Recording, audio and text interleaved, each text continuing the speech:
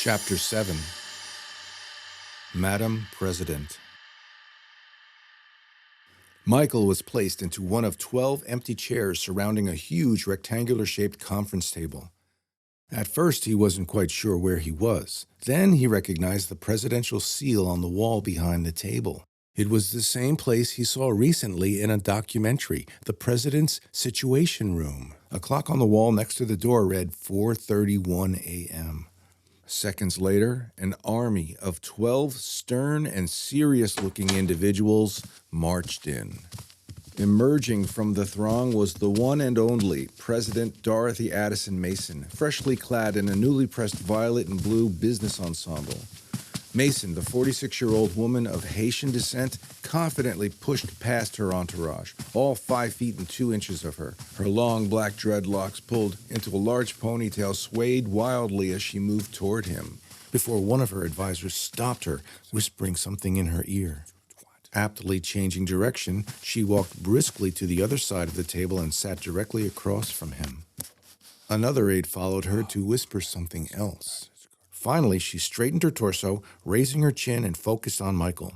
A faint smile stretched across her mouth in an attempt to ease the tension in the air. No introduction was necessary. "Hello, Michael. How you doing?" I had better days, I guess. I'm sure you have a lot of questions about what's happening. These are extraordinary times, Michael, requiring extraordinary measures. Now, I want you to know that what just happened was my decision, and I take full responsibility for trying to get you and your mother out of there. And I believe it was necessary because both of you are involved in some serious matters. Let me guess, matters of global importance, right? Michael was overwhelmed. She could see it in his eyes. His sarcasm was not an act of disrespect. It was just a defense mechanism. She knew better than to just rush in. Quickly, she changed gears to reach into her bag of emotionally disarming tricks to try and put him at ease. "You know, I met your mom a few times," the president started, lifting her hazel green-eyed stare to somewhere beyond Michael's head. "She's a lot of fun." "Yeah, I kind of hear that a lot. I used to really enjoy it when she was part of the press corps in the briefing room. Haven't seen her too much lately. You know, she's a big star now, no time for me. Anyway, there was this one time she wanted to catch me off guard. Everyone was hot and heavy on the whole gun control versus Second Amendment thing. So I call on her. I don't know if she ever told you this story. Did she ever tell you this story?" Michael shook his head no. "So she asked me, 'Miss President, are you for or against water pistols for children?' I looked at her. She looked back, because I knew it was one of those gotcha questions, so I paused for a second, and then I said, 'Well, it all depends on their ammunition, I guess, Gloria.' So later, when the briefing is over, I step away from the podium, and I'm headed for the door. I look at her, she looks at me, and she says, 'Miss President, were you trying to piss me off?'" Mason started hysterically laughing as she continued recalling the story, but not fake laughing, real, sincere, split-your-gut kind of laughing. Michael saw it in her eyes. She was really enjoying herself. She continued.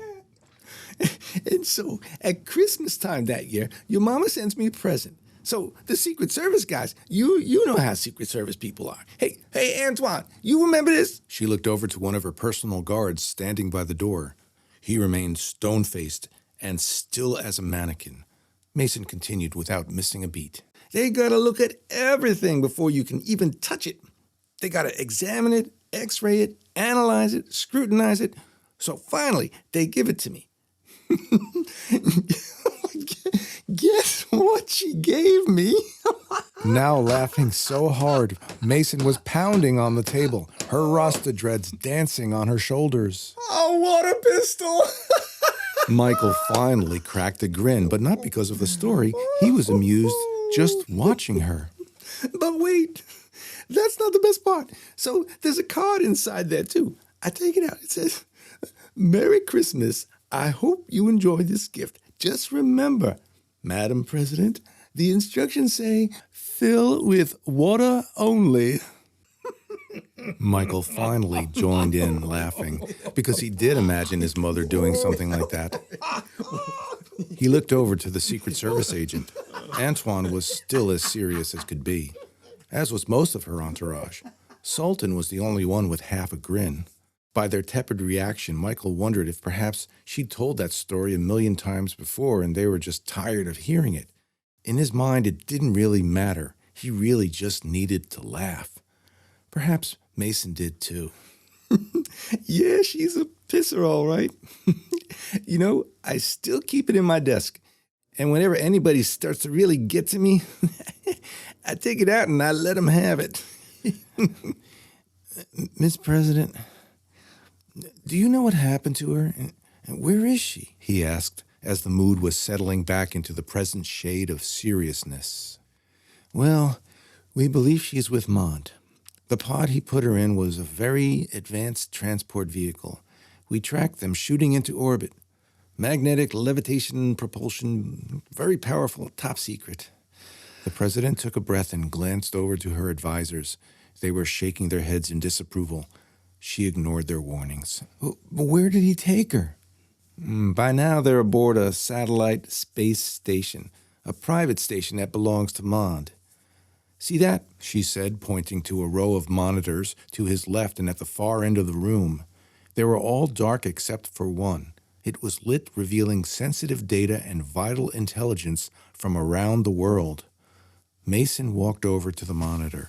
She pointed to a section that tracked classified satellites and space stations.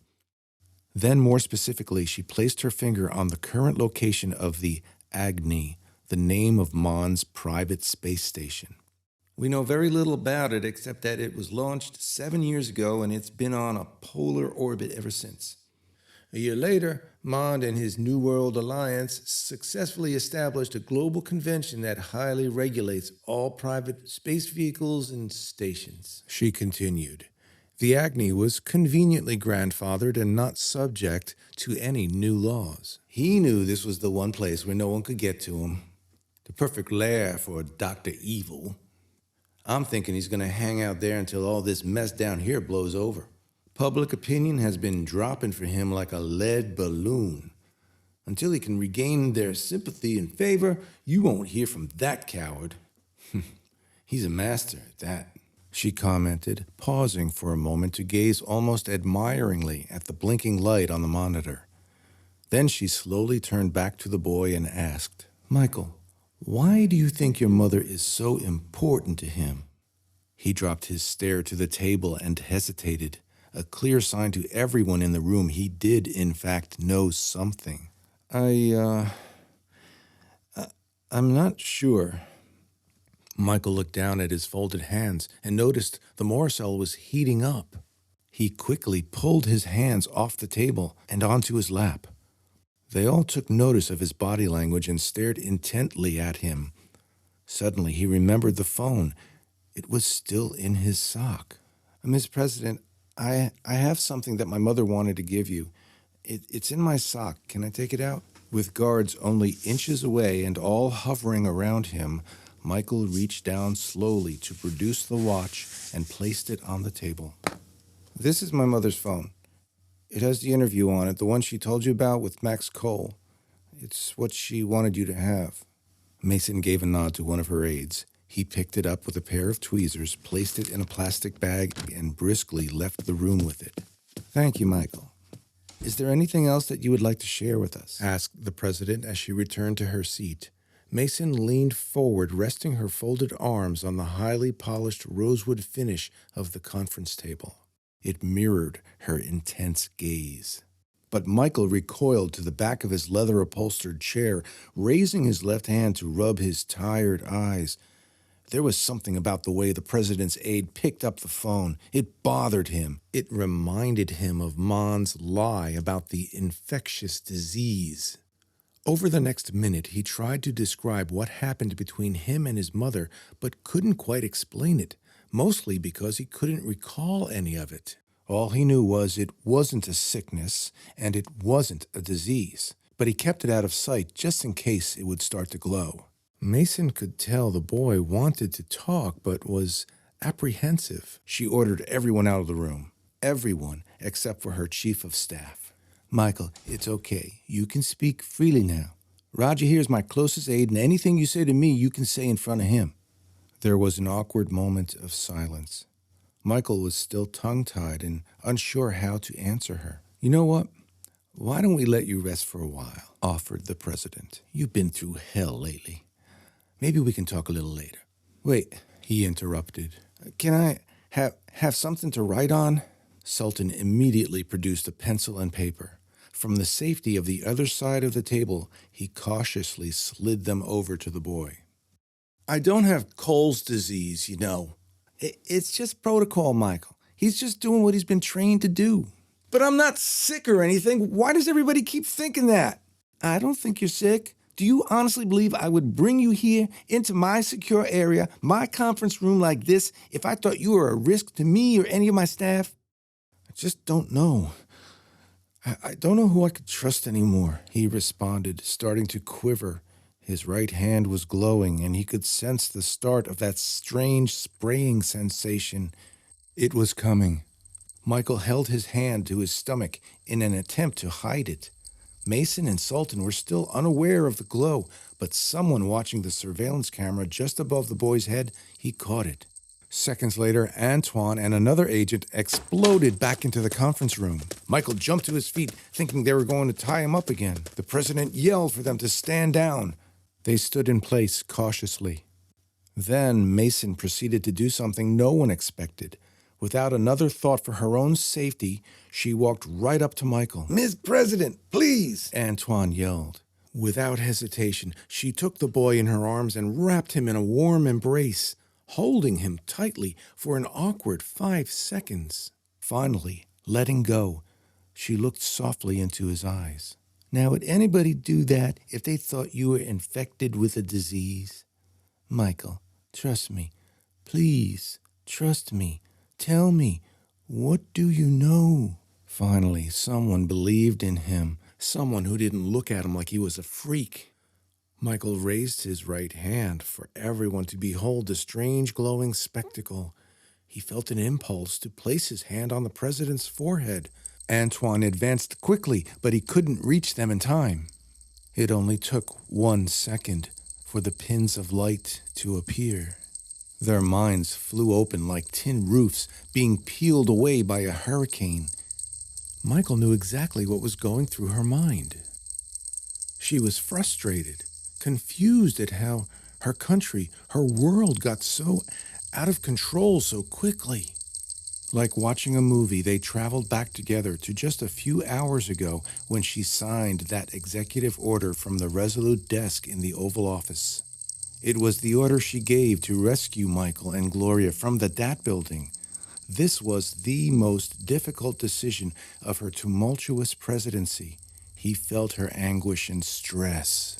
A president must live with the knowledge that any decision he or she makes may cause people to die, she said, surrounded by a cloud of business suits. Lifting her pen, she signed the order. This is what I must now do. This is what I must now live with. People did, in fact, die, and continued to die as a result of that raid. Within hours, banking systems all over the world were failing, and accounts were being lost or hacked.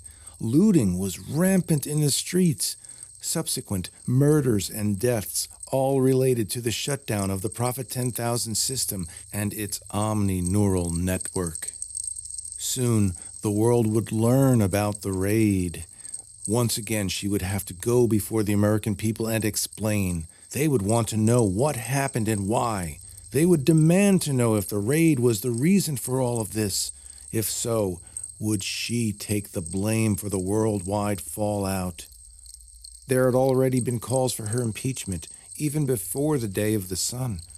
Her direct involvement with the DAT over the past year was always a black cloud over her presidency. Now all of this would soon be back on the table and kicked into high gear. Within the eternity of that moment, the morocel pulled both of them into the half-realm, and together they were taken back to ancient Babylon. But something happened to the president while she was in there. and so she yelled out as if in great pain. It snapped both of them back into the present moment. For Antoine, it was only a brief second after the boy dared to touch the president. While she was still yelling, he threw Michael to the floor and placed him in a full submission hold. Mason collapsed in the arms of another guard, but recovered quickly after a short bout of nausea. She then regained her composure and ordered Antoine to place him back in his chair. "I saw her. I saw your mom," she said astonishingly before the last fleeting event of that dreamlike experience vanished completely. "Yeah, but it's gone, right?" "What?" "It's like it was so real, and now you can't remember any of it, right?" "Where? What?" "Welcome to my world," Michael pronounced, with a triumphant return to wonder draped with sarcasm. She grabbed his hand and looked at the small growth under his skin, touching it softly. Nothing happened. "Where did this come from?" she asked. "Present from Mom. She never told me where she got it. She didn't have time." Michael felt yet another uncontrollable urge. He quickly grabbed hold of the pencil and paper and started to write. It was as if his hand had a mind of its own. He couldn't stop. It looked like he was drawing a star map with calculations and coordinates. Sultan walked around to his side of the table to view it. He looked and shrugged to Mason, not being able to decipher what it was. The president called for one of her military aides, someone who might know. After 3 feverishly long minutes of writing and drawing, Michael dropped the pencil and handed the paper to the president. She looked at it, puzzled for a second, then handed it to the military specialist. As he scanned it, his eyes widened with wonder and amazement. The aide finally spoke, offering his assessment. "Madam President, this is a constellation map with coordinates to a binary star system called Isar in the northern section of the Boötis constellation. This drawing, it outlines one of the planets in that system. We've just discovered it, and it's believed to have the potential to support human life. But it's almost 300 light years away." Still partially in a trance and about ready to pass out from physical exhaustion, Michael uttered softly, "There is no straight line." At the very same moment, Mike Mistretta, in a separate room down the hall, was similarly falling into that same trance. Sultan later explained to Mason, "It's the craziest thing. At the same time the kid was passing out, we recorded Mistretta in the other room saying the same exact words. The same exact words, Miss President."